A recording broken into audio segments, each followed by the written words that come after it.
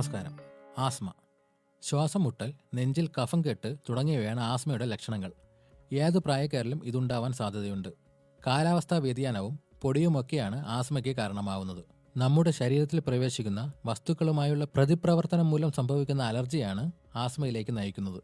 ശ്വസനനാളിയിൽ സംഭവിക്കുന്ന വ്യതിയാനങ്ങളുടെ ഫലമായി ശ്വാസതടസ്സം അനുഭവപ്പെടുന്നു. ഇതാണ് ആസ്മയായി മാറുന്നത്.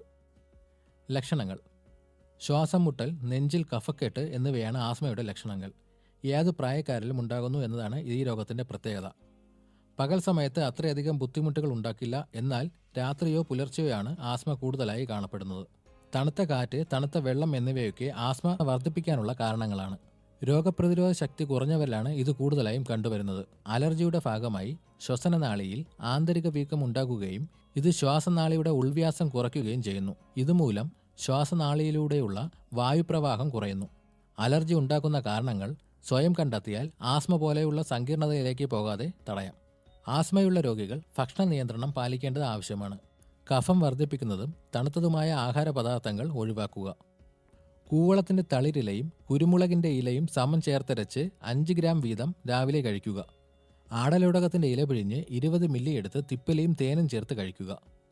ആടലോടകത്തിൻ്റെ ഇല, തുളസിയില, വെറ്റില, ചുക്ക്, കുരുമുളക്, ഗ്രാമ്പൂ എന്നിവ സമമായി എടുത്ത് കാപ്പി ഉണ്ടാക്കി ശർക്കര ചേർത്ത് ചെറുചൂടോടെ കഴിക്കുക.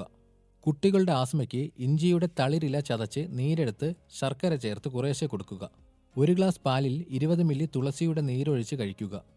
1 ടീസ്പൂൺ മഞ്ഞൾപ്പൊടി 1 ഗ്ലാസ് പാലിൽ കലക്കി വെറും വയറ്റിൽ മുടങ്ങാതെ 41 ദിവസം കഴിക്കുക. ജീരകം വറുത്ത് കഷായം വെച്ച് കുടിക്കുക. 60 മില്ലി കരിക്കിൻ വെള്ളത്തിൽ 20 മില്ലി തൊട്ടാവാടിയിലെ നീര് ചേർത്ത് രാവിലെ കഴിക്കുക. 20 ഗ്രാം തൊട്ടാവാടി സമൂലമരച്ച് തേങ്ങാപ്പാലിൽ കലക്കി 14 ദിവസം കഴിക്കുക.